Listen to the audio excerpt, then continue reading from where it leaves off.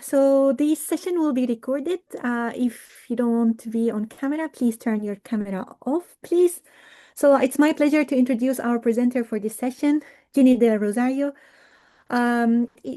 She is in the English area. She is an English area academic supervisor at Immaculate Conception Academy in the Philippines, where she has taught English for over 30 years. She is a cum laude graduate of the University of the Philippines, Diliman, and she also holds graduate qualifications in reading education master degree as well in teaching English from De La Salle University. So her professional work focuses on literature-based language learning, reading development, and character formation, as well as research on English teaching practices.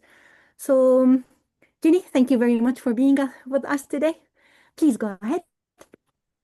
Okay, good afternoon. Thank you for that introduction. Good afternoon, everyone. Thank you so much for joining me. Today, I will share a literature-based approach that uses values-rich narratives to support language learning and holistic character development. Many EFL lessons focus on vocabulary and grammar. Now, there's nothing wrong with that. They are very important. But stories offer something that most textbooks cannot: emotion, meaning, connection, and hopefully transformation. I really believe that when learning becomes meaningful, language becomes more memorable. Okay, so for the workshop goals, these are my goals for this afternoon: to show you how simple stories build language skills. Next is to demonstrate how values emerge naturally through storytelling, and provide ready-to-use framework for every one of us, for EFL teachers. I hope that by the end of the session, I would have accomplished those goals. Now, why do I feel so strongly about storytelling being used in EFL classrooms? Because stories are memorable. I think every one of us has favorite stories, right? And then they provide comprehensible input. They develop many skills in listening, speaking, reading, and writing. And as I said earlier, using stories make values emerge without lecturing. Values comes naturally. Okay. So this is the workshop flow. In the next 20 minutes or so, we will experience a model lesson using a parable: the eagle and the chicken. Then I will present you with a simple, replicable framework: motivation, vocabulary or unlocking of difficult words, storytelling. I will do it. I will read aloud some the stories that I'm going to share with you. Then comprehension activities. Then reflection or valuing. This is the framework that we're going to follow, or we're going to use for this session. Then after that, we will apply this to a second story written by a Philippine author, Bo Sanchez. The story is "How Many Cows Are You Worth?" Okay, and then when the session ends, I hope that I will be able to leave you with a framework that you can use immediately in your own EFL classrooms. So let's begin. Again, this is the framework that we're going to use: motivation, vocabulary, storytelling, comprehension, and reflection. Okay, for the motivation part, there are so many strategies that we can use. Like we can use maybe a poem or a song, or maybe a personal anecdote. But in this lesson, I'm going to use a simple quote. Okay, I'm going to present this quote to my students, and I'm going to read it to them. You become what you believe. And then I would ask, do you agree with this quote? What do you understand from this quote? Can belief really change what we can do? Okay, I am setting up the stage for them. And this primes students for the story's values. What do you think are the values in the story?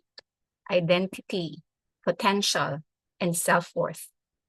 Okay, so after this motivation, I will say to my students, okay, the story that I'm going to present to you now tackles or will touch on your identity, potential, and self-worth. But before we go into that, let us have some vocabulary lesson, because these you might encounter some unfamiliar words or unfamiliar concepts in the lesson. So we go to the next part, the vocabulary. The strategy that I'm going to use here is visuals. I'm going to use pictures. Okay, first, okay, I'm going to present this to my students and I'm going to ask them, what do you see in the picture? Does anyone know what it's called? What can you say about its size? Do you think it's a powerful animal? Do you think it's a powerful bird? Anyone who can tell me what's the name of this animal? If nobody can answer, maybe I will give a clue, like it starts with a letter E, like that. Okay, and then I will ask some questions until they get it. It's an eagle. Okay. For the next word, okay, another important concept in my lesson or in my story. Okay, so I'm going to ask again the students, what is this? Have you seen this animal? Compared to the animal in the first picture, what are the differences? What are the similarities? Okay, anyone knows what do you call this animal? Okay, and then questions and questions before they get the answer. It's a chicken. Okay, and then for the next picture, okay, this might be more difficult for my students. So I will ask, okay, so you see a man here. What is he doing? What are the things in his book? How about his surroundings? What can you tell me about this person? Okay, and then I will lead them to the answer, which is he is a naturalist.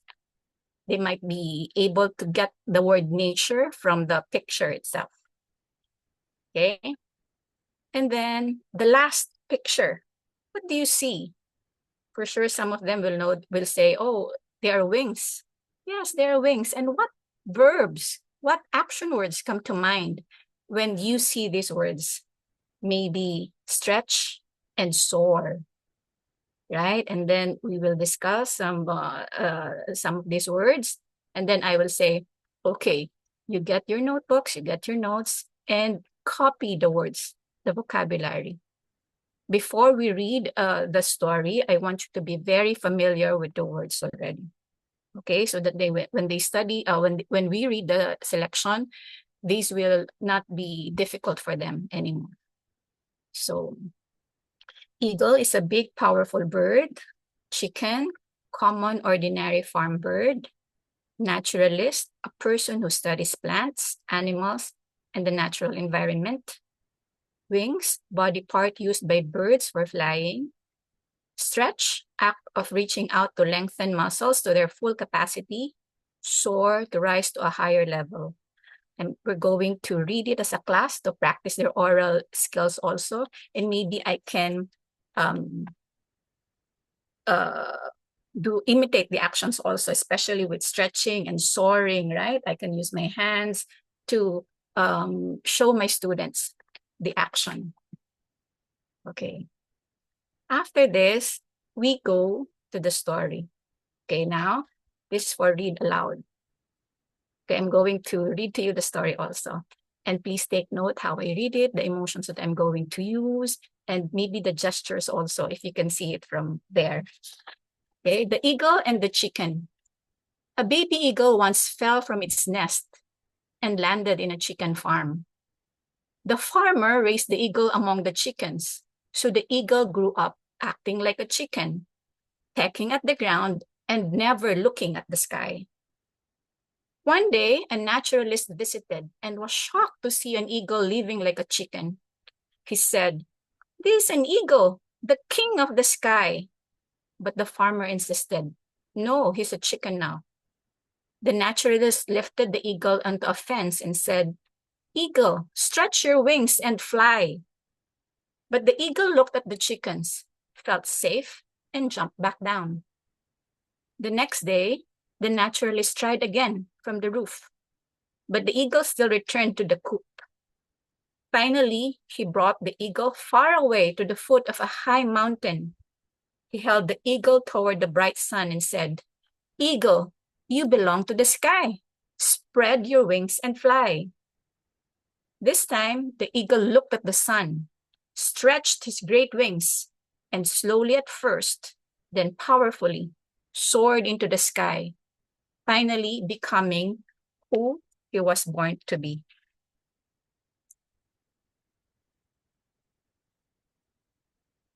Okay, after reading the selection, we now go to the next part of the framework, comprehension. How do we develop the comprehension of our students after the selection? Now, again, we can use many strategies, but for this lesson, I prepared two. The first one is mini role play. Maybe by pairs, I'm going to ask my students. One student will play the naturalist, you will be the naturalist, the other one will be the eagle. Or one student will be the naturalist, the other one will be the farmer. They act out 1 or 2 lines. Okay? And then the second activity that I prepared for this lesson is guiding questions. Okay, I will ask my students, we will have a discussion. Why did the eagle behave like a chicken? What helped him remember who he really was? What does the eagle symbolize? Okay, these develop comprehension, inference, and values thinking, these kind of questions. So again, aside from these activities, you can use many activities, many strategies to develop the comprehension of the students after reading the story. Okay.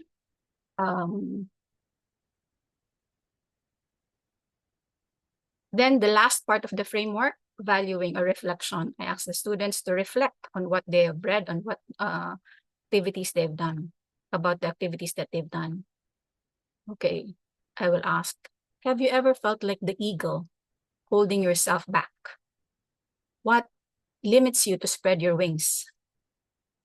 How can teachers like me help students like you to reach your potentials? Who are the other people who can help? Who can be your naturalist? Who can be the people who can motivate you to be the best person, the best version you can be?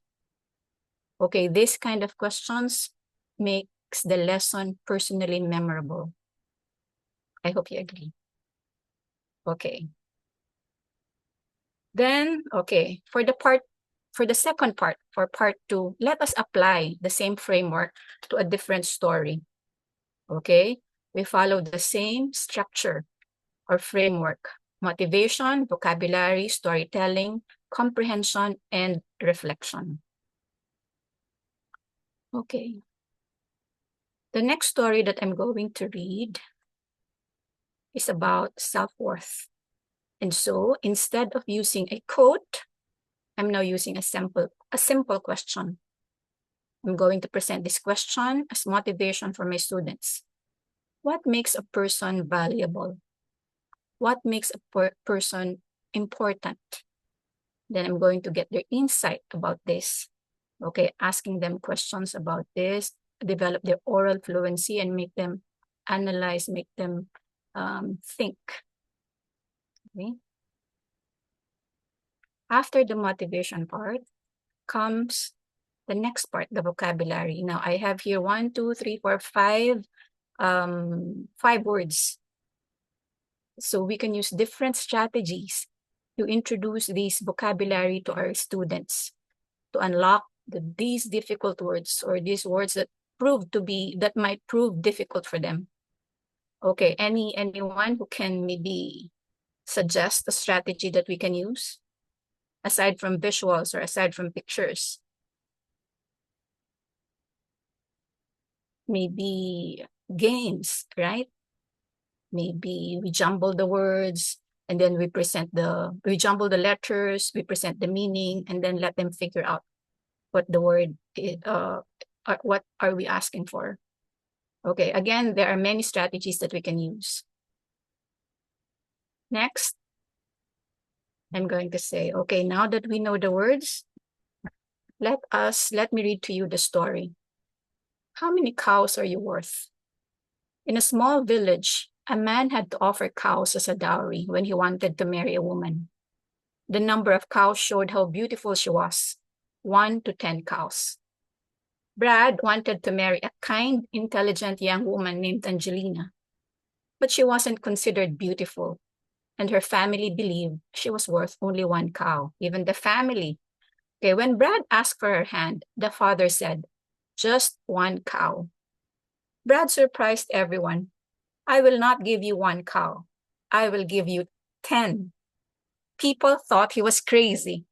Angelina herself was shocked, but Brad insisted, "Your daughter is worth more than the highest price a man can pay." Years passed, and something magical happened.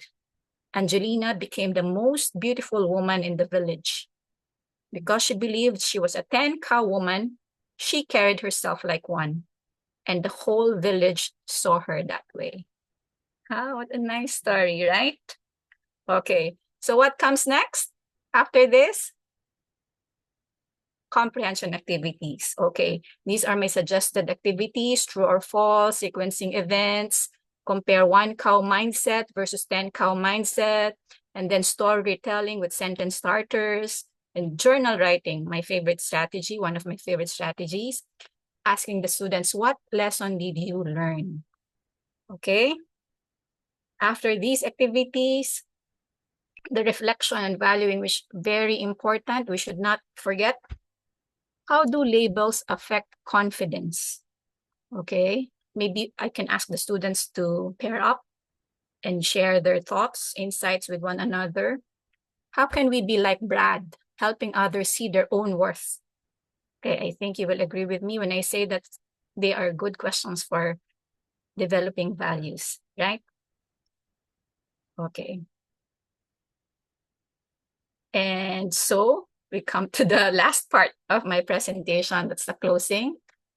I hope you get these key takeaways. Okay. May I reiterate?